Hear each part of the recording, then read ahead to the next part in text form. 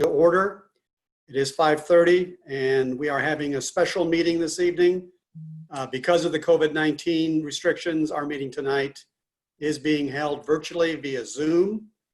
The city staff and myself are joining remotely while the city administrator, Laura Smith, and the city clerk, Audrey McClanahan, are at their workspaces at City Hall. The public is invited to participate by using the chat feature on Zoom. Please note that if you do send something in, it can be seen by everyone. If you do wish to make a public comment, please include your name and your city of residence for the record. Since it is Zoom, we all need to be conscientious of others trying to speak, all of us to speak slowly and distinctly. And if there's something I need to confirm that I had difficulty hearing, I will do so. Because this is a special meeting, we will only have one item under consideration this evening that's listed on our agenda.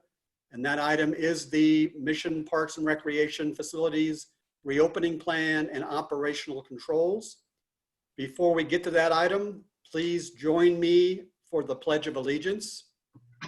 I pledge allegiance to the flag of the United States of America and to the republic for which it stands, one nation, under God, indivisible, with with liberty and justice for all. All right, thank you, everybody.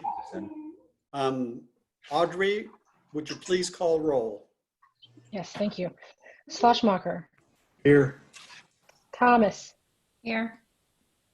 Boltinghouse. Here. Davis. Here. Rothrock. Here.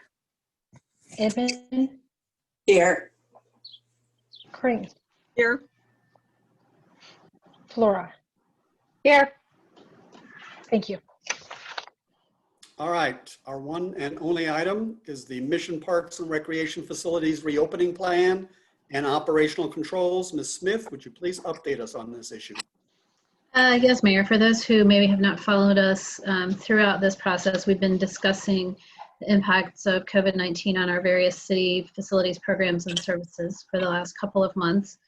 And as we have been preparing to transition out of our facilities being closed to the public, we have been working with the council to develop reopening plans that aligned with the variety of state, county, stay-at-home orders and reopening and recovery plans that have been floating around for quite some time.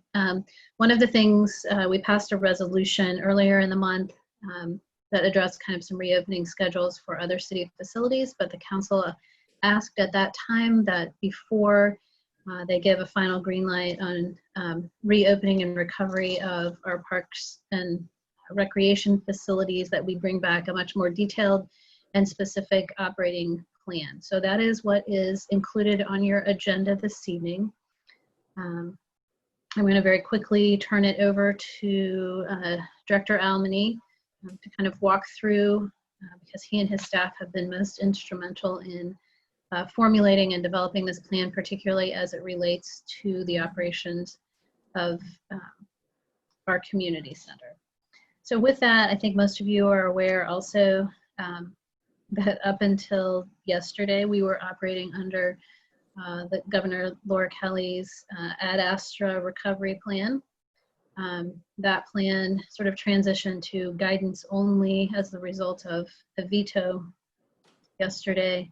And the county, our county, Johnson County, has announced that it is their intent to not take any additional action, but to encourage cities throughout the county to continue to follow the recommendations of that plan. One of the things that you will see in our plan is that we were already lagging the timelines in the Ad Astra plan. That was based on a number of factors, primarily time to make sure that our staff could be comfortable and secure in implementing whatever operational controls and procedures had been recommended. It's not, you know, we hear a lot of talk about how we've not been able to just flip a switch and turn everything back on. And the same holds true for how we expect our staff and our public to interact with one another in our public facilities. So the matrix that was included in tonight's packet does lag behind what would have been the most current Ad Astra plans. How gating criteria potentially is going to be presented in the weeks and months ahead, I think is something that we will determine, but I think we've taken a conservative approach and would continue to look at a conservative approach as we move through the reopening phases. So with that, I will turn it over to Penn Almany, our Director of Parks and Recreation, to walk through some of the various components of the plan. Good evening, Mayor and Council. You asked us to create a plan for reopening parks and recreation amenities, paying particular attention to including some of the operating elements for the community center. So we created 2 sets of matrices, one of them parks and recreation outside of the community center specific, and then one specific to the community center operations. And both of these matrices initially, at least, like Laura had mentioned, mirrored the Ad Astra plan phasing. And as she also mentioned, we intentionally lagged behind that because we decided to take a more cautious, methodical approach to training our team, getting them up to speed, as well as safeguarding our patrons and staff members' health and well-being. So the general composition of the 2 matrices are operating controls toward the top, some of our procedures and protocols that we're implementing. And then as you migrate down the document, it kind of phases into general areas, expected openings, and then modified use within those areas. So if we could look at the Parks and Recreation amenities matrix. Just as a general review for the public, the outdoor pool, the Mission Family Aquatic Center, will not open for the 2020 season. And handball courts are currently closed. Tennis courts are currently open. We recommend the playgrounds, the park rentals, and park restrooms open no sooner than July 6th. And we had a question specifically about spray grounds and why we initially recommended opening them no sooner than June 22nd. There's a fair amount of our population who needs some kind of activity to engage, get out of the house, feel like there's some sense of normalcy. And recognizing that we need to maintain social distancing, we're very aware the potential of crossing paths with others. So we decided to at least initially staff it and put a limit to 10 individuals. That could be multiple families or could be multiple individuals. And if demand warrants, kind of limiting that to 30 minutes and then creating a wait list, once again, if demand warrants. So recognizing obviously the potential for not the best hygiene, cleaning before and after, and then making sure they're following the cleaning and safety protocols that we've implemented. And then potentially loosening that over time as we dive into some of the gating criteria that apply specifically to Mission and our Parks and Recreation amenities. So if you scroll down a little lower, we're recommending that youth league sports gain access to our field specifically at Mohawk Park and maybe ancillary at Broadmoor if the need arises. But we're following Kansas Recreation and Parks Association recommendations for youth sports and youth leagues, where games and practices are scheduled 15-minute buffers before and after. Start times are staggered with no more than half of the park or field changing over at a given time, and each field being managed not to exceed mass gathering limitations. And there was a question by Councilmember Flora whether or not we would have staff on hand to kind of safeguard that social distancing element, and we don't plan on having staff on hand to safeguard that. As part of all of our rental process, teams have to come in, have a representative sign on their behalf and essentially agree to everything we've outlined in there. Our contracts do have a COVID-19 related element that emphasizes participants wearing masks unless they're exercising heavily, and emphasizes social distancing where reasonable. And so we recommend that we ask our patrons to abide by that, and they give some latitude in terms of following that without our direct supervision. Will you scroll down to the next phase? Hey, let me ask a quick question. Yeah. So Northeast United Soccer is the primary user of our athletic fields, I believe. Can you make a comment at all about where they are in terms of management or access to their organized leagues? They have canceled one of their youth leagues, and I've not heard any feedback on where the other age group has landed. But I know their age group that did cancel, that was from the county at large. There just wasn't the interest to expose the children to that risk. So they canceled the entire league for the season.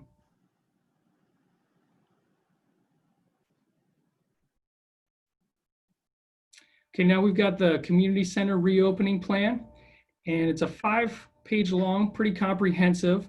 So rather than dig into each slide, I wanted to have emphasize the 6 overarching principles.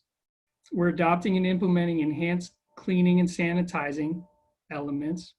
We're posting signage throughout the facility as well as social media and our website, communicating that through emails, and making it as clear as possible that patrons need to clean before and after they utilize equipment. They need to practice good hygiene, and they need to wear a mask throughout the facility, taking into consideration that heavy exercise probably puts them at risk for other elements, and then maintaining social distancing whenever possible. So we have modified the flow of traffic. So the community center specifically, there's a separate entrance and a separate exit, and various areas within the community center have separate entrances and separate exits to limit the amount of cross traffic. We're reducing room capacity to align with social distancing limitations. We are adopting a new check-in procedure at the desk, wherein patrons and vendors answer a series of screening questions and then are required to sign a waiver. And then lastly, we're modifying our staffing levels as well as the locations of each of those staff members to kind of help educate and enforce some of our policies and changes, and then as well as support the responsible behavior of our patrons. So we realize that some of that might be difficult for some of our patrons, but we've got staff in place to kind of help support that.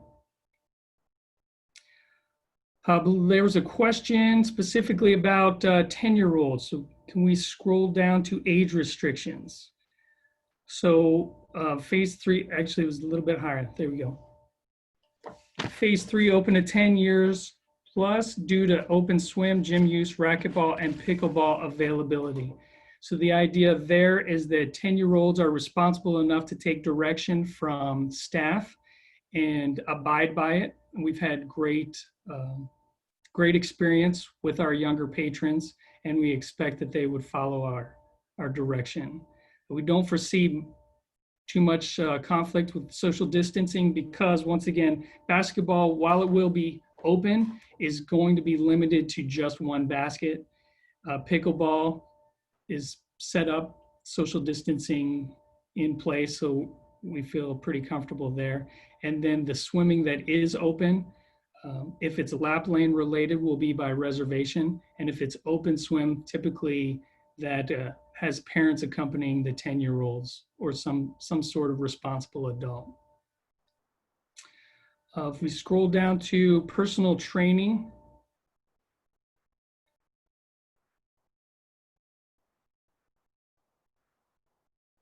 right there.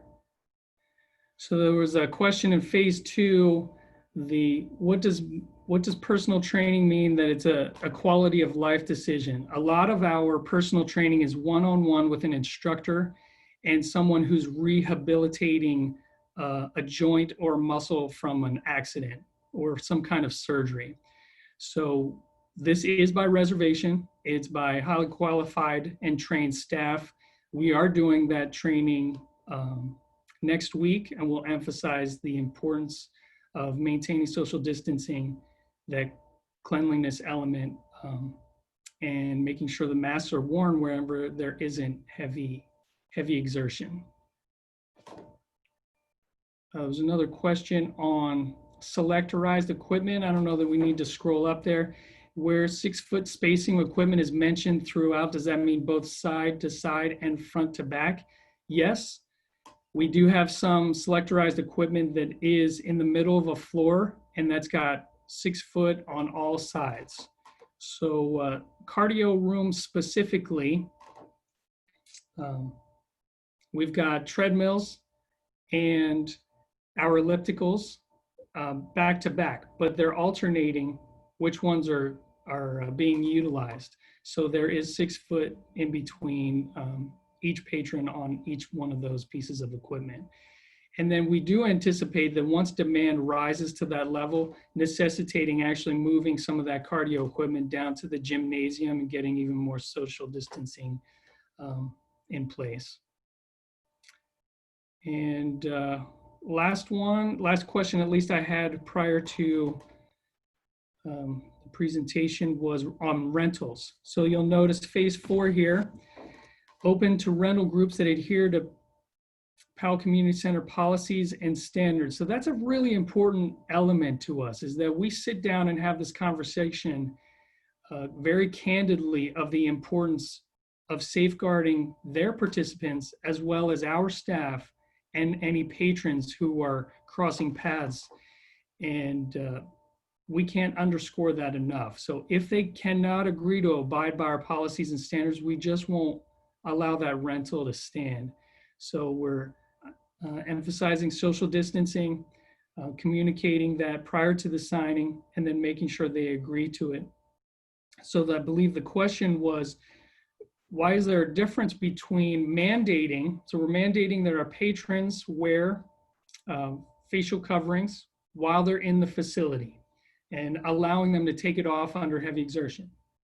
Why are we allowing rental groups to then come in, utilize a space, and not be required to also wear a facial covering? And the idea with that is a lot of these rentals are in after hours. So staffing won't be on hand to kind of prohibit that or enforce it to a strong measure. Another element is that a lot of these rental groups are small in nature. They feel very comfortable with each other. Their families and close friends, you know, for the parties, for the work group type rentals. And we feel like they can manage their own social distancing without us kind of jumping in and enforcing it. Do you have any follow-up questions on that particular element? Mr. Mayor? I think you're muted, but I think that was a go ahead. Oh, I did have, so related to that mask question with the facility rentals, when they're outside the actual room they're renting, will they still be required to wear the masks because that's the general facility policy? Correct. So any potential opportunity to cross paths with our patrons, that's our primary goal, is safeguard them, safeguard the staff, and then allow them some use of an area. And obviously we've got the room restrictions based on social distancing limitations, so that those safeguards are in place. Okay. And you mentioned both the room agreement requirements, and then I think you mentioned a waiver that everyone would have to sign. Could you talk Correct. a little bit about that? Yeah, so that's currently with legal. We've given them a couple templates that we'd like them to review. Generally speaking, it's a one-page document. It outlines some of the risks associated with exercise, being exposed to others where you don't necessarily know whether or not they've tested positive, and kind of taking that responsibility and risk on themselves. And then within that, also making sure that they abide by the elements and protocols we've kind of put in place. So it's kind of a written signature saying, hey, you've gotten this information, we've communicated its importance, and you agree to abide by it. Okay. Will that include a screening? I know a lot of employers, you know, for outside contractors or even employees are requiring, you know, that you self-certify and actually sign that, you know, you aren't living in a household with anyone displaying COVID symptoms, you don't have COVID symptoms, you haven't traveled anywhere that's on the banned list. Are we going to require that? Yes. In fact, I believe I included potential screening questions in there. And I'm scrolling up on mine. Patrons, guests, and vendors will be asked these screening questions upon arrival. Are you feeling well today? Do you have a fever or symptoms consistent with COVID-19, which is fever, cough, sore throat, muscle aches, loss of taste and smell? And the third question is, have you been around persons with confirmed COVID-19? So those are our 3 proposed screening questions. And they'll be signing and certifying, and they will be granted admittance depending on the answers to those questions? Correct. Okay, Correct. great. Great questions. And so on the vendor log, and that's not just unique to the community center. So at all of our buildings and facilities, we've implemented a process for vendors and others, contractors, others who might be entering the building. So they will have that similar checklist, and we will also be maintaining a log. So they will sign in and sign out. So we have that record of who has been in the facility that is not a regular employee. But that would be the same for patrons as well. Patrons at the community center, Yeah. not the general Okay. public to, you know, like City Hall, for example. But we Great. will do the vendor screening at City Hall and Public Works. Okay. All right, it does look like we do have a chat question from Terry Plamel. It says, will you be requiring a list of attendees and contact info for folks who use the facility for future contact tracing needs? Is that specifically for rentals? Anyone utilizing, so anyone utilizing the facility, this waiver kind of acts as that tracing element and protects us and gives us at least a resource to utilize should that happen. When it comes to rentals, we're not specifically asking for that rental list up front, although we'll probably emphasize the need to have that if we request it. Okay. Mayor, Yes, Ken. I wanted to ask about the pool, the schedule when it's going to be redecked. Is that going to be coincide with your opening of June 22nd? Do you know when that's going to be filled? So the pool, we're recommending that it opens no sooner than July 1. And it's limited to scheduled lap lanes, reservations.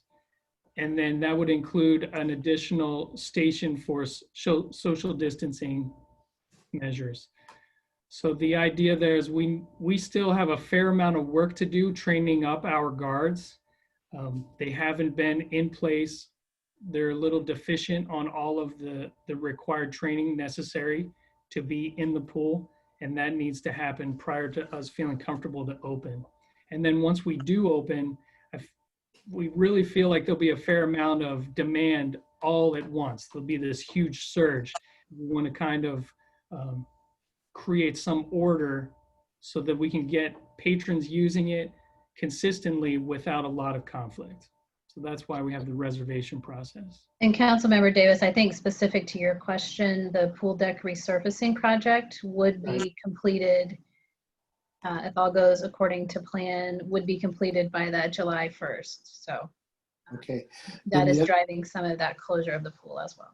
the other related question, I know that they used to have physical therapy in that little side pool area. Is that still going to be occurring? That will not occur initially.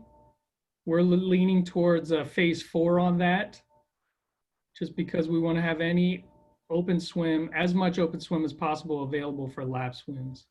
Okay, thank you. You're welcome.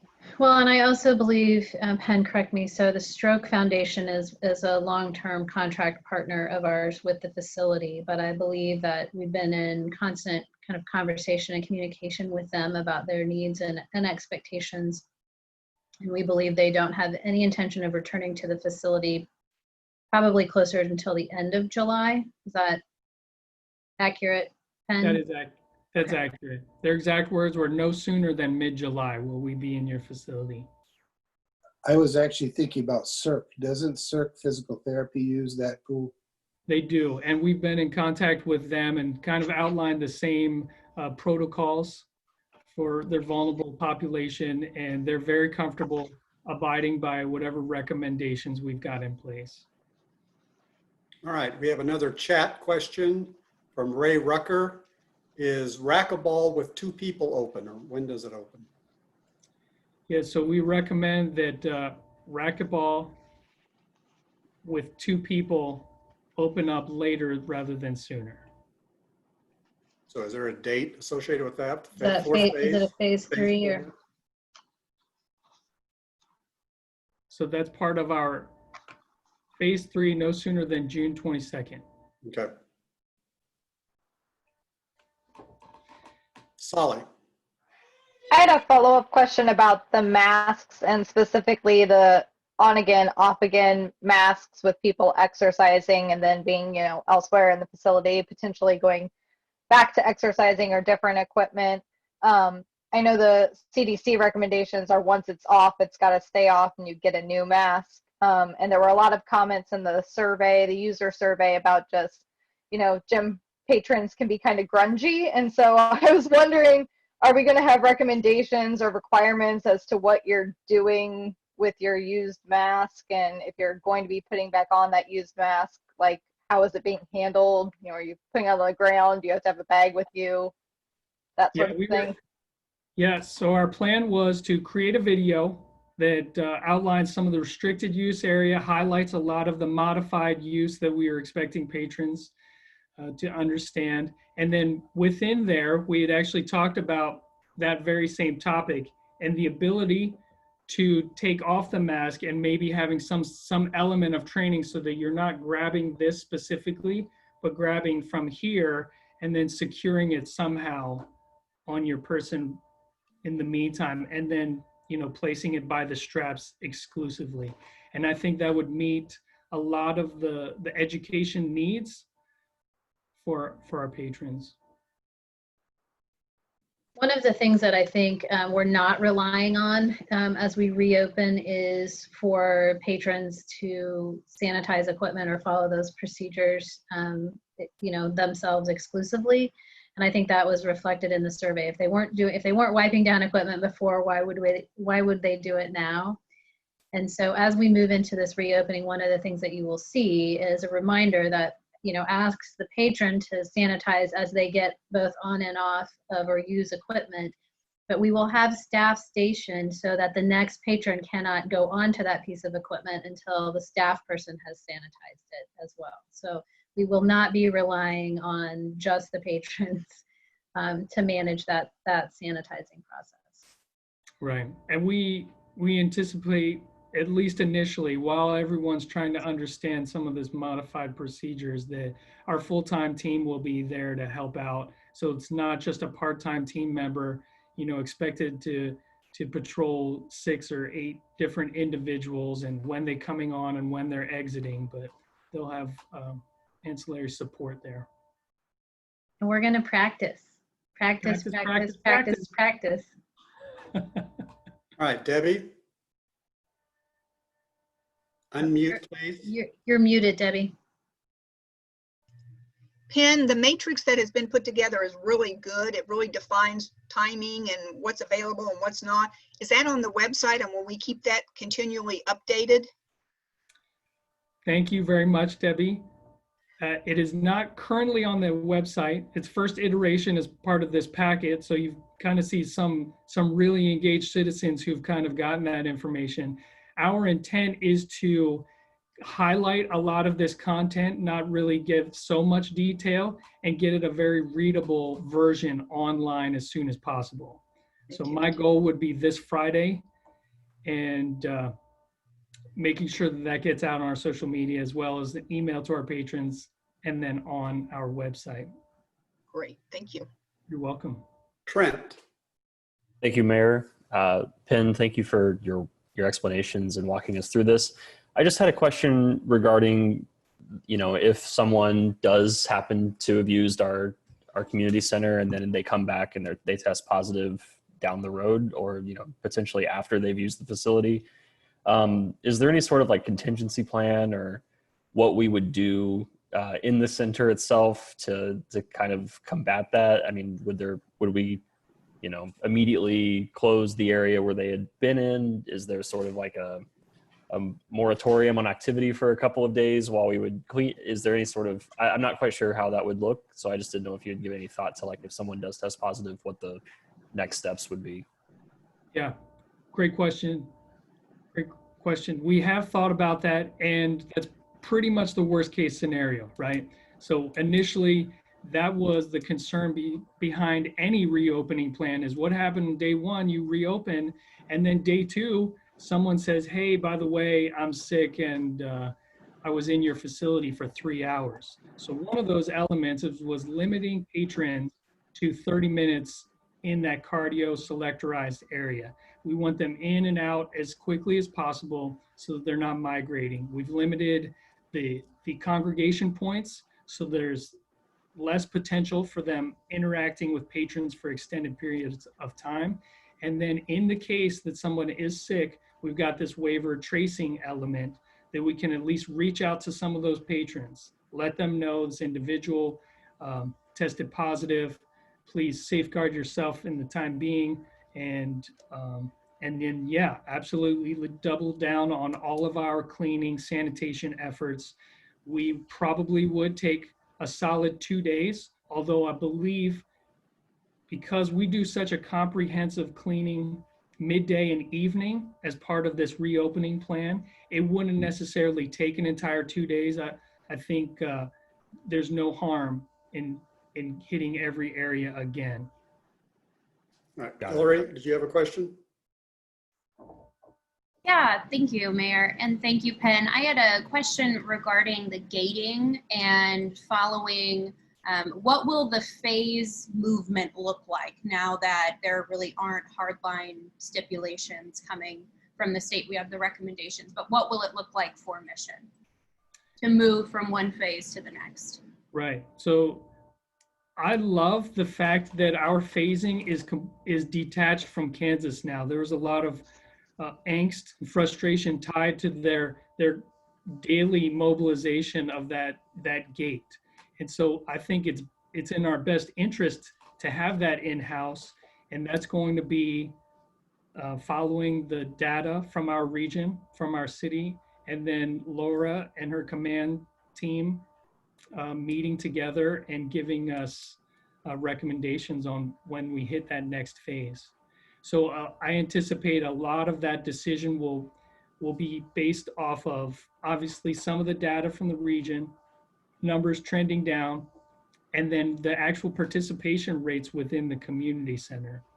So if we see 10 patrons in the cardio room the entire day, then I believe we'd be more likely to hit that next phase sooner rather than later, versus if we've got a waiting list and we're constantly fighting the social distancing element. I could see that pushing out our gating significantly. Do we have those metrics of what we're looking to hit to move from one phase to the next? Not specifically. I think we would, so if you look at the dates that we've put in, we've left a 2-week period between each movement. So similar to what has been in a number of the gating plans, and quite honestly, more conservative than some of the movement that we have seen over the last several weeks. I think we're just going to have to watch and see. I believe that both the state and the county will maintain data and dashboards similar to what they've been offering and providing up to this point that can assist us in looking at that process. So much of the same sort of criteria, but again, not trying to move too quickly, I think, through those phases. And I think our comfort level would be 2 weeks. I think what we've seen, is that some of the movement wasn't necessarily, you didn't get into a phase and wait 2 weeks to make that move. And I think what you're seeing in our recommendation is we want to get into a phase and be in that phase for 2 weeks. And as much as looking at, excuse me, how the data is driving that, I just don't think it's realistic to think that we can modify behavior for our patrons and our staff much sooner than that and do that effectively and safely. So we need time to move into a phase, to get comfortable with a phase.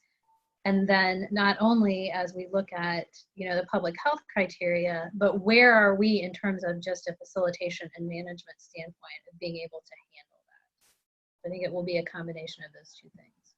How long are we willing to stay in one phase? Just saying, if, worst case scenario, I'm curious. I mean, without like the defined metrics, I'm curious. I don't know. I mean, I wish I had a perfect answer for you today, but if I'd give it to you today and it will change tomorrow based on everything else that, that we've experienced. And so I think, our goal is to stay in contact with you and, look for that guidance. And I think we've demonstrated we've not been anxious to, race to reopen. And I don't think you're going to see that change. And I don't think you're going to see us race to move through phases. I think, slow and steady, as we've talked about internally, the worst thing that we can do is rush into a phase. We start to see spikes or we start to see active cases either in our facility, and then we have to go back to, much more dramatic measures. Let's start this slowly. Let's make sure that we can handle it. And then let's continue to gradually build in a way that's safe from there. Right. Laura, to your point about not racing to anything, too, do we want to look to set an absolute minimum date where we would completely repeal some of these restrictions and not require people to wear masks and stuff? Because if things were to go really, really well, for example, and other places start to open up like that, I think there might be some expectation on us too. And I don't really see that part called out here. An earliest possible end date to some of these restrictions so that we don't get some kind of pressure to have to move beyond that quicker Right. than people feel comfortable. Or I think honestly, the challenge right now is that if the state recovery plan were still in effect, if you will, I don't think those criteria were clear to begin with in phase 4 or phase out. I think there were a lot of sort of loopholes and what if scenarios left. For example, there's still, I think, could have been the potential for restrictions on gathering limits and gathering limit sizes and some of those kinds of things. And so I would love to be able to say there's that date, but I think we're going to have to just see how this whole process evolves. We've been in very, very close contact with other community centers and fitness facilities in the area, trying to look at reopening and recovery plans, and trying to be very sensitive to that fact that we need, if we can do it safely, our goal would certainly be able to move in concert with other facilities that are similar to us. But I don't know how to give you a good answer for that, other than maybe in a couple of weeks it'll be clearer. I don't know. yeah, I don't necessarily mean what's our target date to reopen everything. I just mean, have we thought at all about with a minimum, this is the absolute earliest possible date that we would consider repealing this stuff any further, right? So that we don't get some other false pressure because Planet Fitness doesn't require any of that. Or Right. right. I think if you look at our plan, that date would be July 6th. Okay. All right, Saleh? Unmute, please. You're muted. Ah, I had a question that kind of ties into Hillary's questions about the gating criteria, but it's sort of an opening question. So in the past day, sort of our basic presumptions about what things would look like when we move to our reopening plan have changed. And we were starting to talk about planning reopening when we were operating under the state and county having actual rules, rather than sort of throwing their hands up and giving these, as you mentioned, sort of vague guidelines. And so I was wondering, Laura or Penn, if you could sort of speak to that, and if you have any concerns about, increased risk now that there are no rules. Well, I think if you look at our plan, we didn't make any changes,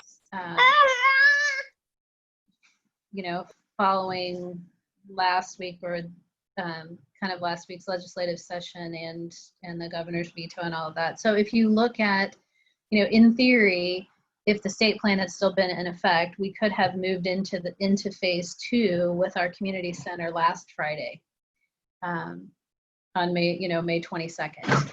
And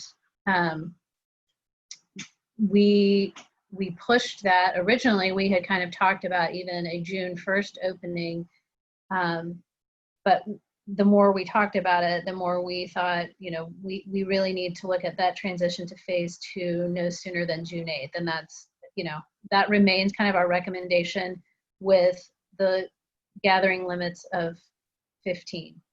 So we've still tried to model those things in this plan, and I don't think we're recommending any changes to that.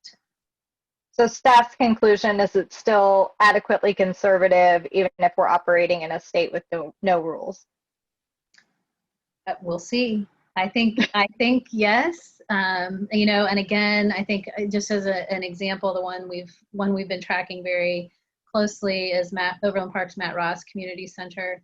If you've watched their kind of opening, they've targeted a June 8th opening as well. And so again, I think there's a lot of conversation that we're having with our peers throughout the county to kind of match these things up. But I do think that we've tried to maintain and keep this slowed down again so that we can do it. I don't know if well is the right way, that we can do it right if we even know what right is in this whole new changing landscape. All right. I would entertain a motion. And Mayor, I might, just one more thing. I did not include this in the matrix, but I would, as the council considers approval of the reopening plan. I know that you have been very gracious and taken outstanding care of our both full and part-time staff throughout this whole process, something that I know that has been sincerely appreciated. And so as we've not had facilities open and not been able to offer hours to the public, we have not, we have been able to keep our employees whole through that process. We have all of our full-time employees back, and because of some of the operational challenges and the level of detail that you all wanted to see, and I think was important for us to present to you, we obviously haven't been able to bring the part-time staff back as quickly as we have the full-time staff. And so I would just ask for consideration as you look at the reopening plan of potentially keeping those part-time employees whole through the end of this month, which would just be another few days. You had already agreed to keeping them whole through May 15th. So we're talking about an additional 2 weeks, which is approximately $15,000 to take care of roughly 70 of our part-time employees at the community center. That would then allow us, and we have communicated with that staff that beginning on June 1st, that we would be opening up schedules and that hours would be available for this reopening process and procedure. And that Staff might not be guaranteed the same number of hours that they were working when all of the amenities in the facility were open, but that we would do our best to share hours and move through that process. And then we would recommend that anyone who did not make themselves available to be included on that schedule for our reopening would be furloughed at this time. All right, we do have another chat question I wanted to put out there. It's from Terry Plemmel again. If somebody who spends time at the facility is later diagnosed positive, will you be letting the public know the dates and the times of their visit? You know, not individual names, but just letting the public know that somebody had tested positive. My answer to that is yes. I would think we would try to notify. Yes, and we go one step further and track the waivers, tracing each individual who was on site that day.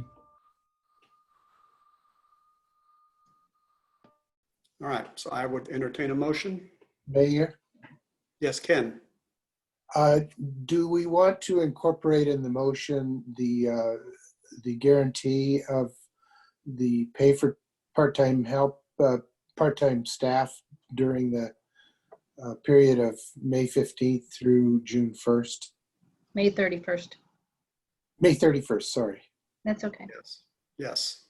Okay, so Mayor, I move that the City Council approve the reopening plan for the Missions Park and Recreations facility, including the community center, in accordance with the opening plan matrix that was presented. And additionally, I would recommend that the part-time staff be paid their part-time salary during the period of May 15th through May 31st, as was recommended. Second. We have a motion and RC seconded. Discussion on this motion. I just would like to say that thank you to staff for all the work that you put into doing this and all the consideration that took place. I also appreciate our staff a lot and feel that they have really been through quite a bit during this period, and we certainly are grateful for that. Now, we did have another chat item from Penn. Penn was asking if there are any questions or clarifications on the reopening survey respondent data.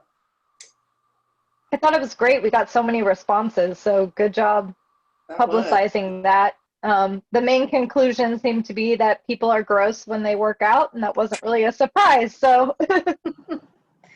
Well, and I think the other thing too was, and one of the things that we were really looking for was, not asking just community center or fitness center questions specifically, but trying to gauge overall, where a return to a fitness facility and fitness activities fell in line with people's just general sense of getting back to life in other areas as well. And so I think the data was, I think it was helpful in that regard. And I think what it tells us is what we already know anecdotally, and that is there's just a tremendous amount of uncertainty and people are in a very much wait and see mode.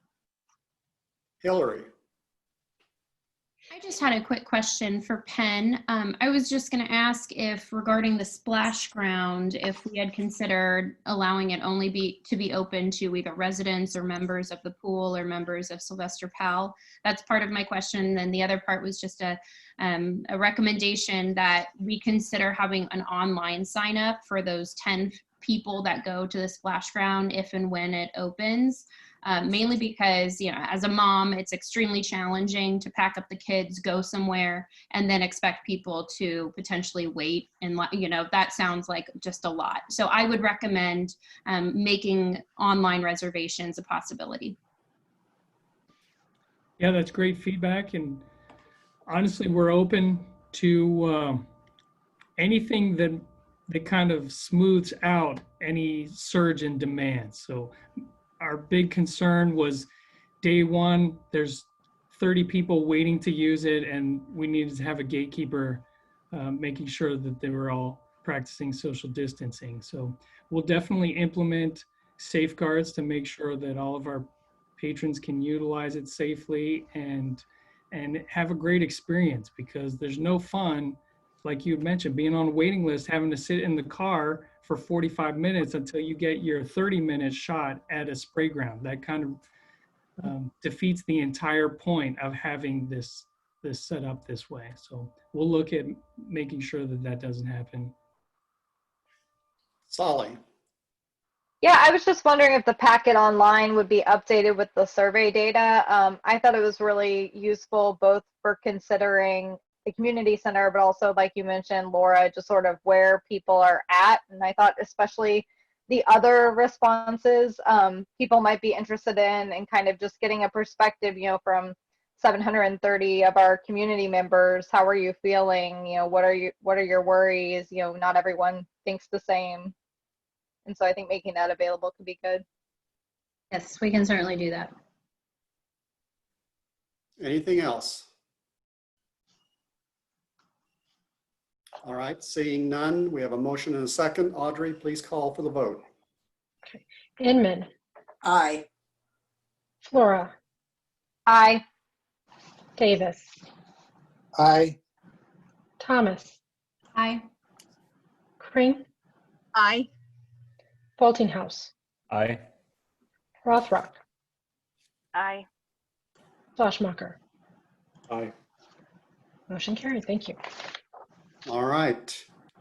Before we adjourn tonight, I want to share with the public that the video from tonight's meeting will be available through a link on our website, missionks.org. There being no further business tonight, I will entertain a motion to adjourn. So moved. Second. We have a motion and a second. All in favor, say aye. Aye. Aye. Aye. Our special meeting is adjourned, and stay tuned, and Laura will run the Well, work and session. Mayor, I believe we have a separate Zoom link for our budget work session. Since Oh, this okay. was a council legislative meeting. Okay. I'm sorry, I should have said that at the beginning. So if everyone can leave, we'll end this meeting, and the link to the budget work session is available in the same place on the website. But we did want to make that distinction between your legislative meeting and your work session. All right, and also there was one other chat item from Terry Plamel, and she said, thank you. So Well, thank you. we are It looked like adjourned. we had 33 people on this. All right, So see you on the other side. see you on the other side.